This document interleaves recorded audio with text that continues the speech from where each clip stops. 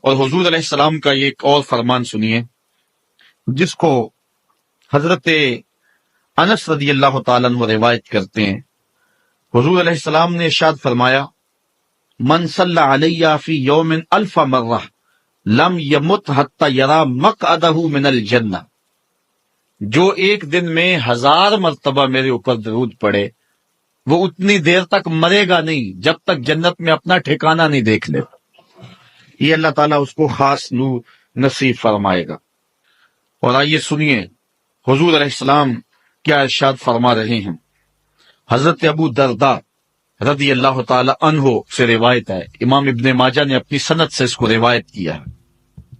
قال قال رسول اللہ صلی اللہ علیہ وسلم اکثروا علی من الصلاۃ کل یوم الجمعہ فإنہ مشہود تشہدہ الملائکہ۔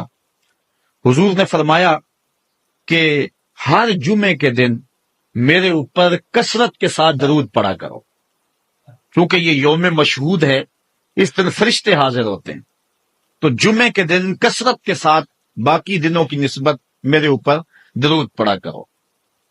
تو وَإِنَّ أَحَدًا لَن يُصَلِّيَ عَلَيَّ إِلَّا أُرِدَتْ عَلَيَّ صَلَاتُهُ حَتَّى يَفْرُغَ مِنْهَا، اس لیے کہ تم میں سے جو کوئی میرے اوپر درود پڑتا ہے جب تک فارغ نہیں ہو جاتا اس کا درود جو ہے وہ میرے اوپر پہنچا دیا جاتا ہے۔ کالا، تو حضرت ابو درداء کہتے ہیں قل، تو میں نے کہا وبعد الموت، حضور جب آپ اس دنیا سے چلے جائیں تو کیا اس کے بعد بھی یہ وظیفہ اور یہ عمل جاری رکھیں؟ حضرت ابو درداء رضی اللہ تعالی عنہ نے جو ہے یہ وضاحت حضور سے پوچھی، اور یہ بھی بڑے جلیل القدر صحابی ہیں، بلکہ صحابہ میں سے انتہائی متقی اور پرہیزگار صحابی ہیں۔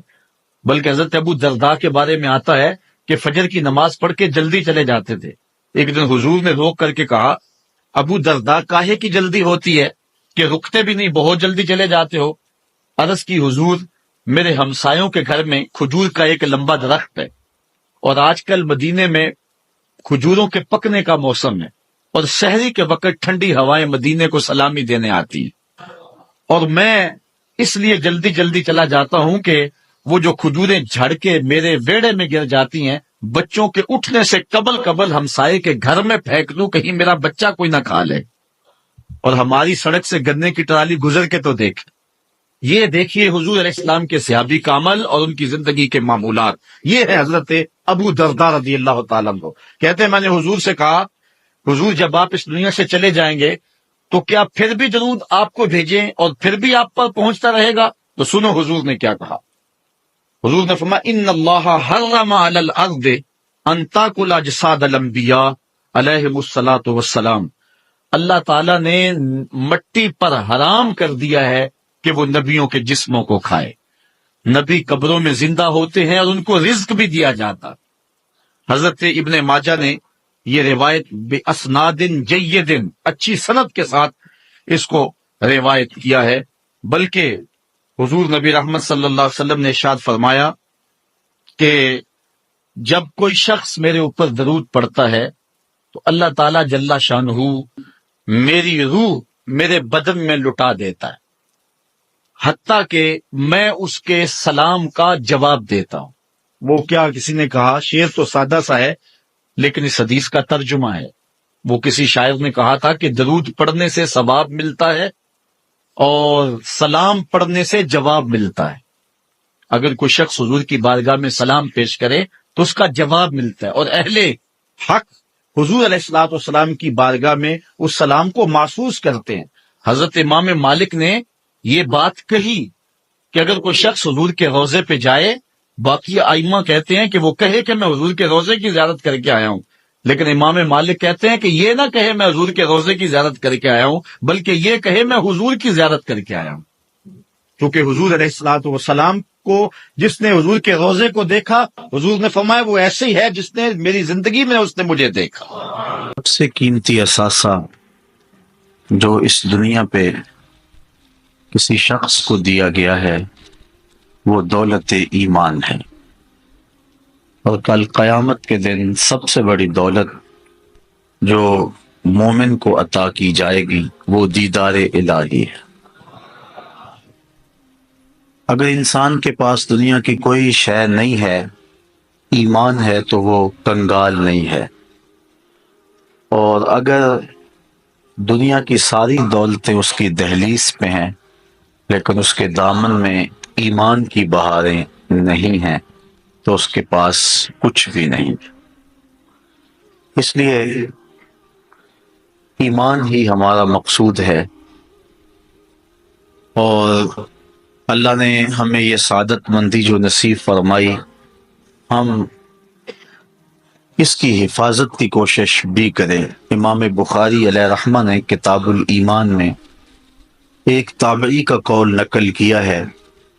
وہ کہتے ہیں کہ میں 30 صحابہ سے ملاقات کی ہے، میں نے ہر ایک کو ایمان کے بارے میں سخت فکر مند پایا ہے۔ ہر شخص کی آرزو تھی کہ ہمارا ایمان سلامت رہے۔ جنہوں نے حضور کی صحبت کا نور پایا اور آقا کریم کے دامن سے نکلنے والی ان خاص شعاؤں کو اپنے اندر جذب کیا اور حضور کی صحبت کے اجالوں میں زندگی کے ڈھنگ اور کرینے سیکھے، تو وہ بھی اس بات سے ڈرتے تھے کہ کہیں معاملہ خراب نہ ہو، ہمارا خاتمہ ایمان پہ ہو جائے۔ رنگا رنگ سہیلیاں پرن کڑے، پر پریا اوسدا جانیے جس کا توڑ چڑھے۔ انما الاعمال بالخواتین، اعمال کا دار و مدار حسن خاتمہ پہ۔ کتنے لوگ ہیں کہ جو درجۂ کمال تک پہنچے ہوئے ہوتے ہیں لیکن آخر ٹھیک نہیں ہوتا۔ ان میں ہمارے پاس بلعم بن باورا کی مثال ہے، جو بنی اسرائیل کا مستجاب الدعوات ولی تھا۔ جب دعا کے لیے ہاتھ اٹھایا کرتا تو ہاتھ منہ پر بعد میں آتے، قبولیت پہلے ہو جاتی، لیکن پھر جب بدبختی نے ڈیرے جمائے تو اللہ کے نبی کا مخالف ہو گیا، اور اللہ کے نبی سے جب تعلق ٹوٹتا ہے یا نبی کے بارے میں دل میں میل پیدا ہوتی ہے تو پھر اللہ عبادت کے طول و عرض نہیں دیکھتا، ہر شے برباد ہو جاتی ہے، ہر شے لٹ جاتی ہے۔ اس لیے کبھی بھی نبی کے بارے میں دل میں میل نہ آنے دے۔ اعظم چشتی نے بڑی خوبصورت بات کہی، وہ کہتے ہیں یار نو میلی اکھ نہ ویکھی، متا مرسیں کافر ہو کے۔ تھا مستجاب الدعوات لیکن اخیر ٹھیک نہیں ہوا۔ حضرت موسیٰ علیہ السلام کے بارے میں بد دعا کے ہاتھ اٹھا لیے، اس نے سمجھا میرا اللہ سے ڈائریکٹ رابطہ ہو گیا ہے اور میں نبی کے خلاف بھی بد دعا کر سکتا ہوں، لیکن اللہ خلق کو ہدایت کے جتنے بھی اجالے اور جتنے بھی چشمے دیتا ہے وہ نبی کی وساطت سے عطا فرماتا ہے۔ اعلیٰ حضرت نے اس عقیدے کی وضاحت کی، بخدا خدا کا یہی ہے در، بخدا خدا کا یہی ہے در، نہیں اور کوئی مفر مکر، جو وہاں ہو یہی آ کے ہو، جو یہاں نہیں وہ وہاں نہیں۔ یہ ہو ہی نہیں سکتا کہ بندہ نبی کے بغیر خدا تک پہنچ جائے۔ بہرحال اس کو غلطی لگ گئی اور اس نے بد دعا کے لیے ہاتھ اٹھا دیے۔ قرآن کے دامن میں واقعہ موجود ہے، پھر زبان لٹک گئی اور اسی شخص کے بارے میں میرے رب نے کہا مثلہ کمثل الکلب، اس کی مثال کتے کی مثال ہے۔ ہاں مستجاب الدعوات ولی، لیکن آخر خراب ہو گیا۔ اسی لیے میاں صاحب علیہ رحمہ فرماتے ہیں پڑھنے اتے مان کرینا تے نہ آکھی میں پڑھیا، او جبار کہار صداوے متا روڑ دیوے دودھ کڑیا۔ جتنی دیر تک آخری سانس ایمان پر نہیں آ جاتی اتنی دیر تک دھڑکا لگا رہے، ڈر لگا رہے، اللہ خیر کرنا، اللہ کرم فرمانا، میرا خاتمہ ایمان پہ کر۔ اور یہ اہل ایمان کو سب سے بڑی فکر ہونی چاہیے۔ اللہ اکبر۔ اللہ تعالی ہم سب کو ایمان کی بہاریں نصیب فرمائی ہیں، اللہ ان کی حفاظت بھی فرمائے، اور جب سانس ٹوٹے تو اس وقت شہادتین لبوں پہ۔ اب ایمان کیا ہے، اسلام کسے کہتے ہیں، اس پر میں آپ کے سامنے حدیث جبریل پیش کرنا چاہ رہا ہوں، جس کو حضرت امام مسلم نے اپنی روایت سے بیان فرمایا ہے۔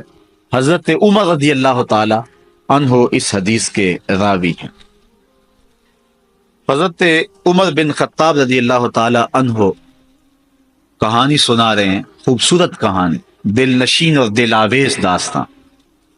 کہتے ہیں کالا بینما نحن عند رسول اللہ صلی اللہ علیہ وسلم ذات یوم، ہم ایک دن حضور علیہ السلام کی خدمت میں بیٹھے ہوئے تھے۔ حضور کی صحبت کا شرف پا رہے تھے، اجالے بٹ رہے تھے، انوار اتر رہے تھے، کرم کی برکھا نازل ہو رہی تھی، اور ہماری آنکھیں تھی حضور کا حسن تھا، حضور کا جلوہ تھا۔ ہم حضور کی مجلس میں بیٹھے ہوتے تھے، تو ایک دن ایسا تھا کہ حضور کی مجلس میں ہم بیٹھے تھے، اس طلع علینا رجل، فرماتے ہیں کہ ہم جب بیٹھے ہوئے تھے تو ایک شخص آیا، اس کی حالت کیا تھی؟ شدید و بیاض الثیاب، اس کے سفید کپڑے تھے، شدید سفید، جس کو ہم اپنی زبان میں کہتے ہیں چٹے سفید، اس کے سفید کپڑے تھے، شدید و سواد الشعر، اور سیاہ کالے بال تھے، سخت کالے بال تھے، لا یرا علیہ اثر السفر، لیکن اس پر سفر کے آثار بھی دکھائی نہیں دے رہے تھے، کیونکہ وہ بندہ سفر سے آیا ہو تو پتہ چلتا ہے کہ اس کے لباس میں سلوٹیں ہوتی ہیں، تو وہ اپنی حیات قضائیہ سے مسافر نہیں لگ رہا تھا۔ اگر مسافر نہیں تھا تو پھر مدینے کا رہنے والا تھا، مدینے کی آبادی بہت ساری نہیں تھی، سارے لوگ ایک دوسرے کو جانتے تھے۔ اگر وہ مدینے والا تھا، مدینے کا باسی تھا، تو پھر صحابہ کو جاننا چاہیے کہ یہ شخص کون ہے، لیکن کہتے ہیں ولا یعرفہ منا احد، ہم میں سے کوئی اسے پہچانتا بھی نہیں تھا، مسافر لگتا نہیں تھا، مقامی تھا نہیں۔ حتی جلس الی النبی صلی اللہ علیہ وسلم، یہاں تک کہ وہ حضور کے پاس آ کے بیٹھ گیا، فاسند رکبتیہ الی رکبتیہ، اللہ اکبر، تو اس نے اپنے گھٹنے جو ہیں وہ حضور کے گھٹنوں کے قریب کر کے جوڑ کے بیٹھ گیا، اتنا قریب ہوا، اس کے گھٹنے حضور کے گھٹنوں سے جڑ گئے، اتنی قربت ہوئی۔ پھر آگے اس نے کیا کیا؟ وَوَضَعَ كَفَّيْهِ عَلَى فَخِذَيْهِ، اور اپنے ہاتھ اپنے غانوں پہ رکھے، جس طرح ہم تشہد میں بیٹھتے ہیں، اس طرح ادب سے حضور کے سامنے بیٹھے۔ وَقَالَ يَا محمد صلی اللہ علیہ وسلم اخبرنی عن الاسلام، اور پوچھتا ہے کہ حضور مجھے اسلام کے بارے میں خبر دیجئے کہ اسلام کیا ہے۔ تو حضور نے ارشاد فرمایا قال الاسلام ان تشہد اللہ الہ الا اللہ وان محمدا رسول اللہ، اسلام یہ ہے کہ تو گواہی دے کہ اللہ کے علاوہ کوئی معبود نہیں ہے اور محمد صلی اللہ علیہ وسلم اللہ کے رسول ہیں، وتقیم الصلاۃ، اور نماز قائم کرے، وتؤتی الزکاۃ، اور زکوٰۃ ادا کرے، وتصوم رمضان، اور رمضان کے روزے رکھے، وتحج البیت ان استطعت الیہ سبیلا، اور اگر تو منزل پر پہنچنے کی طاقت رکھتا ہے، راستے کا زاد راہ تیرے پاس ہے، تو پھر تو حج کرے۔ قال صدقت، کہنے لگا آپ نے بالکل سچ کہا۔ فعجبنا لہ یسألہ ویصدقہ، صحابہ کہتے ہم حیران ہو گئے کہ خود ہی سوال کرتا ہے، خود ہی تصدیق کرتا ہے، پہلے پوچھتا ہے کہ مجھے اسلام کا بتائیے کیا ہے، تو حضور نے بتایا تو کہتا ہے بالکل آپ نے سچ کہا ہے، صحیح فرمایا حضور آپ نے۔ تو ہم حیران ہوئے، فعجبنا لہ، ہم اس پر متعجب ہوئے، یسألہ ویصدقہ، خود ہی سوال کرتا ہے اور خود ہی تصدیق کر رہا ہے۔ قال فاخبرنی عن الایمان، پھر اس نے دوسرا سوال کیا مجھے ایمان کے بارے میں خبر دیجئے۔ قال ان تؤمن باللہ، کا ایمان یہ ہے کہ تو اللہ پر ایمان لائے، وملائکتہ، اور اس کے فرشتوں پر ایمان لائے، وکتبہ ورسلہ، اس کی کتابوں اور اس کے رسولوں پر ایمان لائے، والیوم الآخر، اور پچھلے دن پر، قیامت کے دن پر ایمان لائے، وتؤمن بالقدر خیرہ وشرہ، اور اچھی بری تقدیر پر ایمان لائے۔ قال صدقت، کہنے لگا کہ آپ نے سچ کہا، ٹھیک ہے یہی ایمان ہے۔ قال فاخبرنی عن الاحسان، پھر بولا کہ مجھے احسان کے بارے میں خبر دے دیجیے، احسان کیا ہے؟ قال ان تعبد اللہ کانک تراہ، کہ تو اللہ کی عبادت اس طرح کرے کہ گویا اسے دیکھ رہا ہے، یہ تیری کیفیت ہو۔ حضرت مولا کائنات رضی اللہ تعالی عنہ سے ایک قول نہج البلاغہ میں موجود ہے، آپ سے کسی نے پوچھا ہے علی جس رب کو پوچھتے ہو کبھی اس کو دیکھا بھی ہے؟ تو حضرت مولا کائنات رضی اللہ تعالیٰ عنہ فرمانے لگے لم اعبد ربا لم اراہ، کبھی کی بات کیا کرتے ہو، علی تو سجدے سے ساری نہیں اٹھاتا جب تک اسے دیکھ نہیں لے۔ اس سے مراد رویت قلبی ہے، لیکن حضرت مولا کائنات کو یہ رویت حاصل تھی۔ امام اعظم علیہ رحمہ نے 99 مرتبہ اور ایک روایت میں 100 مرتبہ جو ہے وہ اللہ تعالیٰ کا دیدار فرمایا، قلبی دیدار۔ رویت عینی تو اس کائنات میں سوائے حضور کے کسی اور کو نہیں ہوئی ہے، رویت قلبی ممکن ہے اور وہ اہل اللہ کو نصیب رہی ہے۔ تو حضور فرمایا ان تعبد، اللہ اکبر، کہ احسان یہ ہے، تصوف یہ ہے، طریقت یہ ہے، خلوص یہ ہے، ان تعبد اللہ، کہ تو عبادت کرے اللہ کی، کأنک تراہ، گویا کہ تو اسے دیکھ رہا۔ فإن لم تکن تراہ، اگر یہ پوزیشن نہیں ہے تیری، یہ طاقت نہیں ہے کہ تو اس کو دیکھ سکے، فإنہ یراک، تو یہ احساس پیدا کر لے کہ وہ تجھے دیکھ رہا ہے۔ اور یہ احساس بھی کون سا چھوٹا احساس ہے کہ میرا مالک مجھے دیکھ رہا ہے۔ اگر یہ احساس پیدا ہو جائے تو پھر گناہ مشکل کیا ناممکن بن جاتا ہے۔ رمضان کے دنوں میں یہ احساس پیدا ہوتا ہے، انسان ٹھنڈا پانی پینے لگتا ہے، زبان کانٹا بنی ہے، حلق خشک ہے، کوئی دیکھنے والا بھی نہیں ہے، دروازہ بھی مقفل ہے، لیکن بندہ نہیں پیتا، کیوں؟ اللہ دیکھ رہا۔ یہ احساس کہ میرا اللہ مجھے دیکھ رہا ہے انسان کو گناہ سے بچا دے۔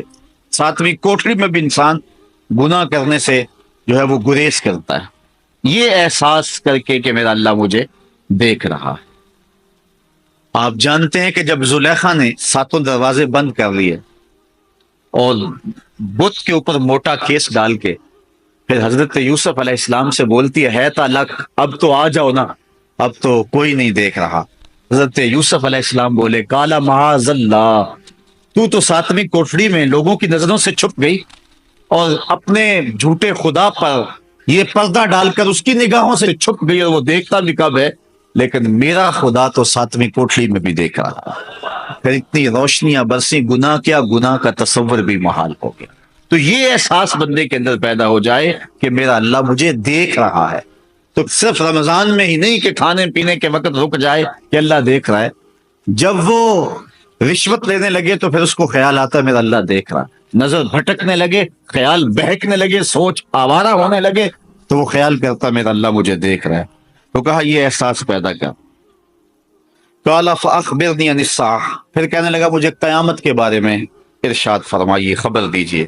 قال ما المسؤول عنہا بعالم من السائل، کہا جس سے پوچھا جا رہا ہے اس امر میں وہ سائل سے زیادہ نہیں جانتا ہے، کیونکہ حضور نے اس سوال کا جواب نہیں دینا تھا۔ لازمی نہیں ہے کہ جو سوال کوئی پوچھے اس کا جواب بھی دے دیا جائے، کیونکہ یہ امر مخفی رکھا گیا ہے۔ تو حضور نے فرمایا یہ تو بھی جانتا ہے، جو جتنا مجھے پتا ہے اتنا تو تجھے بھی پتا ہے، اس لیے یہ سوال نہ کر، کیونکہ لوگوں کے سامنے یہ سوال بیان کرنے کی ضرورت نہیں تھی۔ اس نے بحث نہیں کی اور کہا کہ اچھا اس کی کچھ نشانیاں بتلا دیجیے۔ فاخبرنی عن اماراتها، اس کی نشانیاں بتا دیجیے۔ قال ان تلد الامۃ ربتها، کا ایک نشانی تو یہ ہے کہ لونڈی اپنے مالکہ کو جنم دے گی۔ وان ترى الحفاة العراة العالة رعاء الشاة یتطاولون فی البنیان، اور دوسری بات یہ ہے کہ ننگے پاؤں والے، ننگے بدن والے، کنگال اور بکریاں چرانے والے مکان بنانے میں ایک دوسرے سے جو ہیں وہ فخر و مباحات کرتے ہوئے مکان کی بنیاد ایک دوسرے سے اونچا لے جانے کی کوشش کریں گے۔ یتطاولون فی البنیان، وہ ایک دوسرے سے اونچے اونچے گھر بنائیں گے، ایک نے بنایا دوسرے نے اس سے اونچا بنایا، یہ قرب قیامت کی نشانی ہے۔ اللہ قال ثم انطلق، حضرت عمر کہتے ہیں کہ پھر وہ شخص چلا گیا۔ فلبثت ملیا، ہم کافی دیر حضور کے پاس بیٹھے رہے، کچھ عرصہ گزرا۔ قال یا عمر اتدری من السائل، کہا عمر جانتے ہو یہ سوال کرنے والا کون تھا؟ قلت اللہ ورسولہ عالم، عرض کی اللہ اور اس کا رسول خوب جانتا۔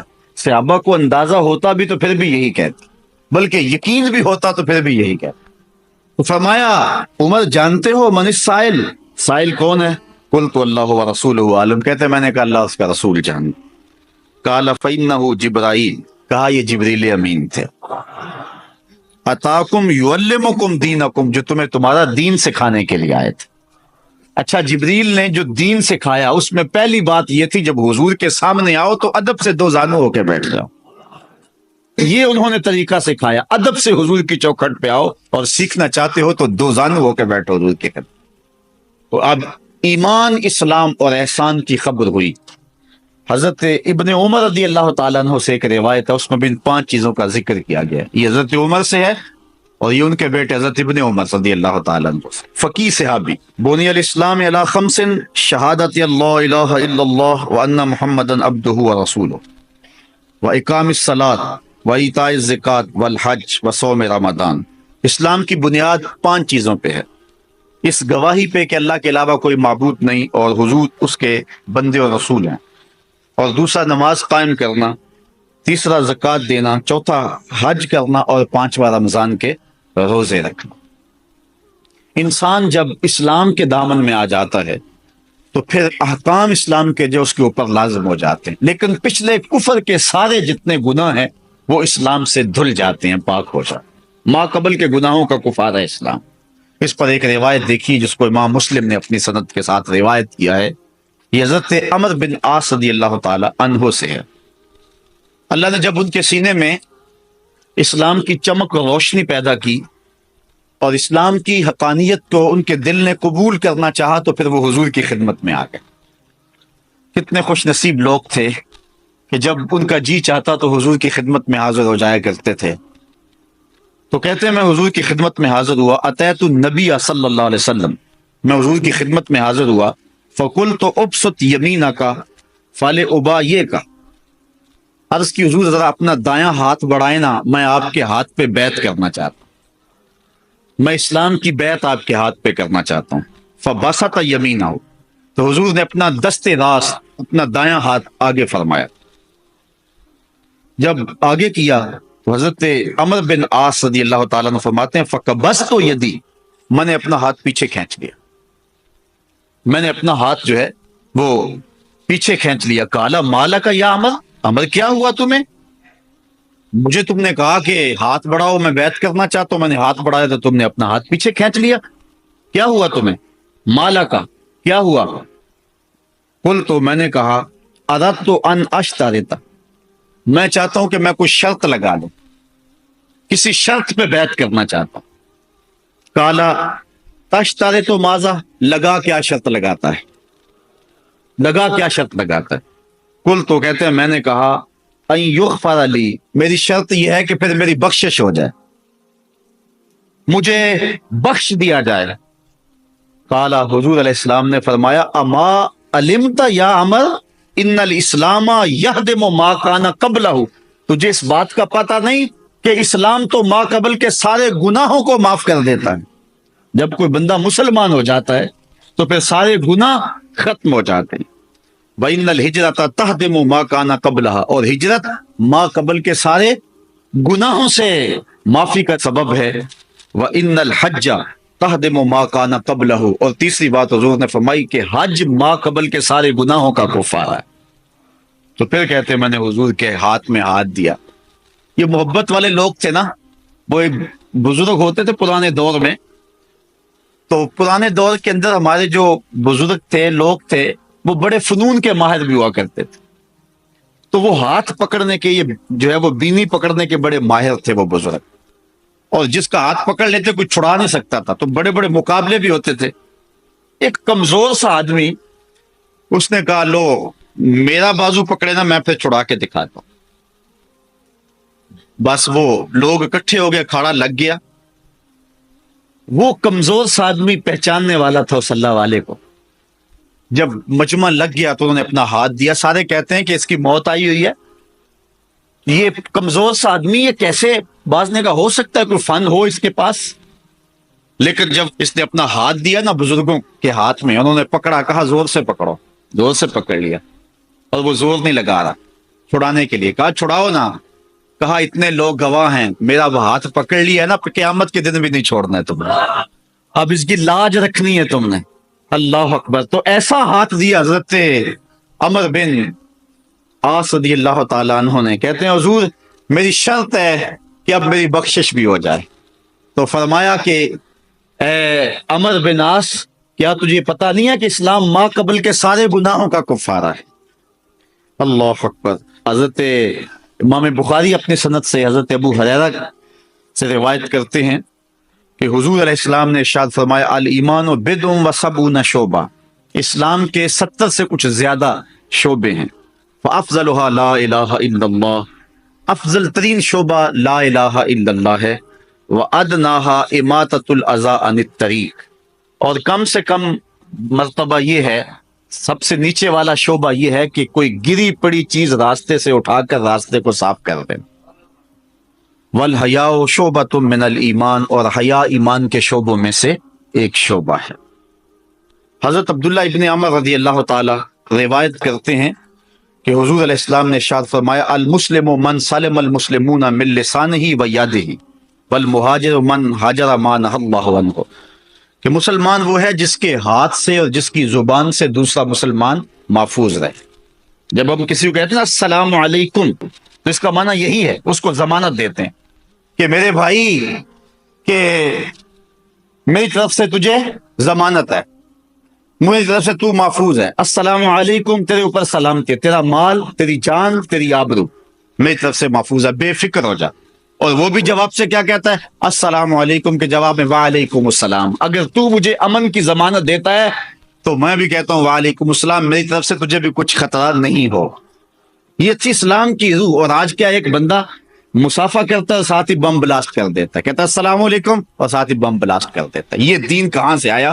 جو 14 صدیاں قبل آمنہ کے لال نے دین دیا تھا، وہ یہ دین نہیں تھا. وہ یہ دین ہے جب کوئی کہے السلام علیکم تو پھر امن کی ضمانت دے، یہ نہیں اوپر سے سلام انہیں سے جڑیں کاٹ دے.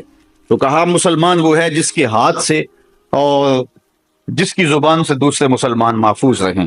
اور مہاجر وہ ہے جو اللہ کی حرام کردہ چیزوں سے ہجرت کر جائے. حضرت انس رضی اللہ تعالی عنہ سے مروی ایک روایت سنیے، اور یقیناً یہ روایت سنتے ہی آپ کو ٹھنڈ پڑ جائے گی. اور یہ روایت آپ پہلی بار نہیں سنیں گے، آپ میں سے ہر شخص نے سینکڑوں بار سنی ہوگی. فرماتے ہیں کہ حضور نے ارشاد فرمایا لا یؤمن احدکم حتی اکون احب الیہ من والدہ و والدہ والناس اجمعین.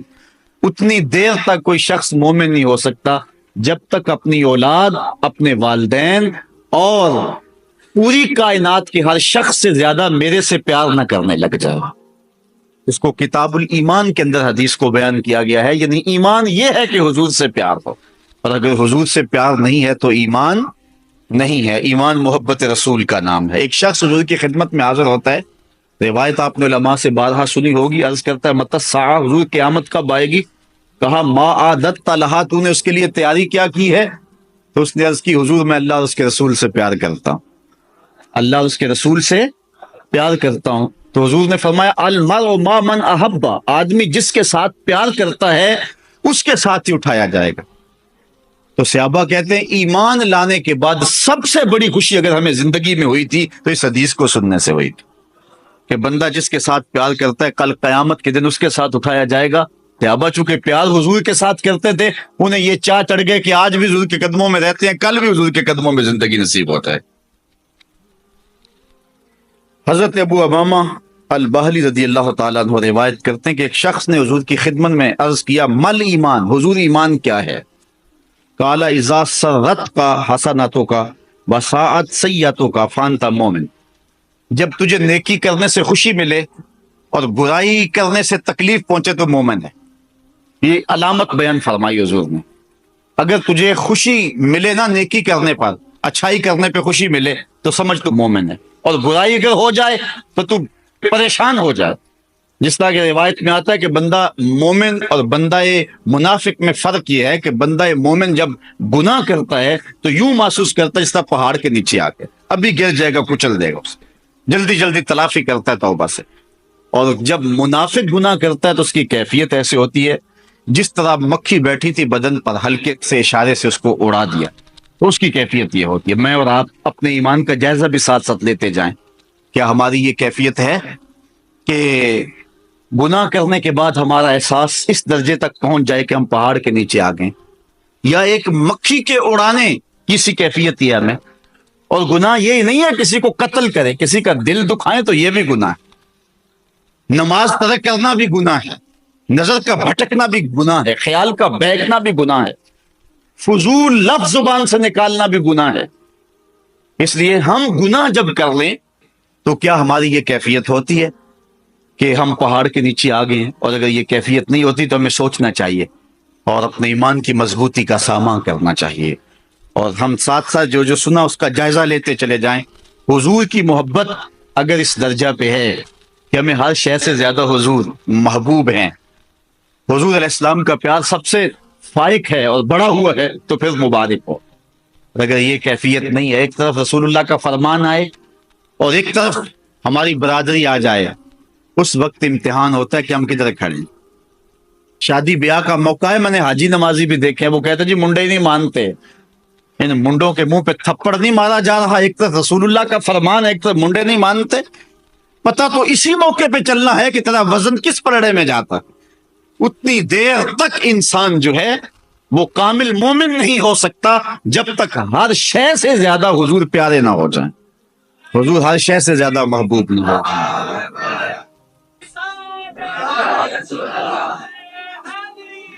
محمد ہے متاع عالم ایجاد سے پیارا، محمد ہے متاع عالم ایجاد سے پیارا، پدر مادر برادر جان مال اولاد سے پیارا۔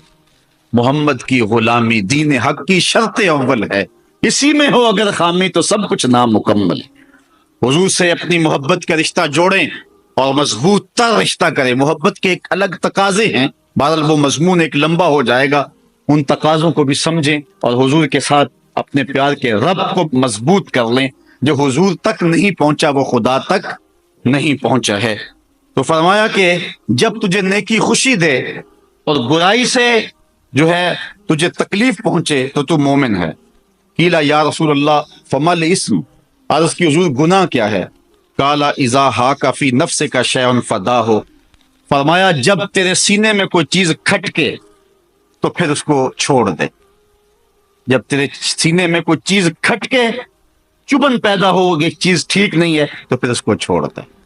اور ایک حدیث میں ہے کہ حضور فرمایا کہ حلال بھی واضح ہے، حرام بھی واضح ہے، اور اس کے درمیان کچھ شبے والی چیزیں، جو شبے والی چیزوں میں پڑ گیا وہ حرام میں ہی پڑ گیا، اپنی حفاظت کریں۔ صحابہ فرماتے ہیں کہ بعض اوقات ہم اشتباہ کی وجہ سے جائز کام کو بھی چھوڑ دیا کرتے تھے کہ اس میں خرابی نہ آ جائے، اس لیے اپنی حفاظت کریں۔ اب آئیے ایک اس عنوان سے آخری روایت آپ کے سامنے رکھ کے ہم دعا کی طرف بڑھیں گے۔ حضور علیہ السلام کی زبان سے دی گئی خوشخبری، حضرت انس روایت کرتے ہیں، وہ کہتے ہیں کہ حضرت معاذ بن جبل رضی اللہ تعالی عنہ حضور کے پیچھے بیٹھے ہوئے، ردیف تھے حضور کے سواری پر، چلتے چلتے حضور نے فرمایا یا معاذ، اے معاذ، قال لبیک یا رسول اللہ وسعدیک، کہا حضور میں حاضر، غلام حاضر۔ یہ لبیک یا رسول اللہ کا جو لفظ ہے یہ کثرت کے ساتھ صحابہ سے منقول ہے، جب بھی حضور پکارتے تو وہ لبیک یا رسول اللہ کہتے ہوئے جو ہے وہ حضور کی خدمت میں حاضر ہو جاتے۔ تو کہا لبیک یا رسول اللہ وسعدیک، حضور میں حاضر۔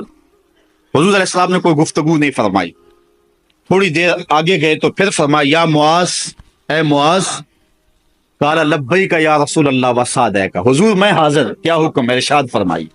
حضور پھر خاموش ہو گئے، تھوڑے قدم سواری چلی تو حضور نے پھر فرمایا یا معاذ، امٹتے ہوئے پیار کی کہانیاں تو دیکھیں، تو یوں بھی پیار کیا کرتا ہے، محبت کے یوں اسلوب بھی ہوا کرتے ہیں۔ پھر کہا یا معاذ، معاذ، کہا لبیک یا رسول اللہ وسعدیک، حضور میں نوکر حاضر ہوں، ارشاد فرمائیے۔ قال ما من احد یشہد اللہ الہ الا اللہ وان محمدا رسول اللہ صدقا من قلبہ الا حرمہ اللہ من النار۔ حضور نے فرمایا کہ جو شخص صدق دل سے، سچے دل سے لا الہ الا اللہ محمد رسول اللہ پڑھ لیتا ہے، اللہ تعالیٰ اس کے اوپر دوزخ کی آتش کو حرام کر دیتا ہے۔ قال یا رسول اللہ، حضرت معاذ بن جبل نے عرض کی یا رسول اللہ افلا اخبر بہ الناس، کیا میں یہ بات لوگوں کو نہ بتا دوں؟ یہ بات جو ہے وہ میں زمانے کو بتا نہ دوں تو وہ خوش ہو جائیں گے، اتنی بڑی خوشخبری جب ملے گی تو وہ خوش ہو جائیں گے، تو یہ بات میں لوگوں کو نہ بتا دوں۔ کالا اذا یتکلوا، وہ اسی پہ بھروسہ کر لیں گے۔ تو حضرت سیدنا معاذ بن جبل نے پھر ساری زندگی حدیث بیان نہیں کی۔ جب آخری وقت آیا تو اس وقت کہا لوگوں میرے پاس ایک امانت ہے، اور میں چاہتا ہوں کہ وہ تمہیں بیان کر ہی جاؤں۔ تو پھر انہوں نے آخری موقع کے اوپر فَأَخْبَرَ بِهَا مُعَاذ عَنْ مَوْتِهِ تَعَصُّمًا، گناہ کے ڈر سے کہ حضور کی کوئی بات چھپانی نہیں چاہیے، تو انہوں نے جو ہے اس حدیث کو بیان کر دیا کہ جس نے سچے دل سے لا الہ الا اللہ پڑھ لیا وہ جنت میں جائے گا۔ یہاں اللہ حضرت کو سنیے، وہ کہتے ہیں پیش حق مجدہ شفاعت کا سناتے جائیں گے، پیش حق مجدہ شفاعت کا سناتے جائیں گے، آپ روتے جائیں گے ہم کو ہنساتے جائیں گے۔ وسعتیں دی ہیں خدا نے دامن محبوب کو، جرم کھلتے جائیں گے اور وہ چھپاتے جائیں۔ حضور فرمایا شفاعتی لأہل الکبائر من امتی، میں قیامت کے دن بڑے بڑے گناہ گاروں کی سفارش کر کے انہیں جنت میں لے جاؤں گا۔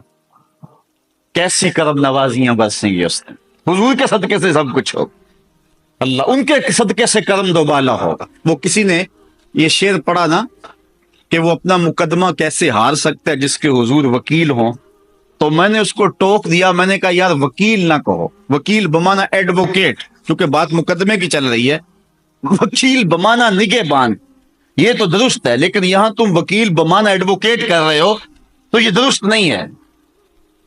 کیوں؟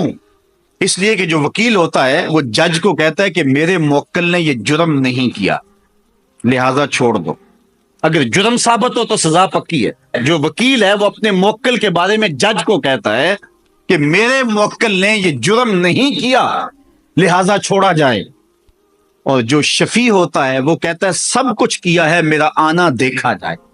حضور قیامت کے دن وکالت نہیں فرمائیں گے، شفاعت فرمائیں گے، جدھر جدھر ہاتھ اٹھتے چلے جائیں گے بخشش ہوتی چلے جائے گی۔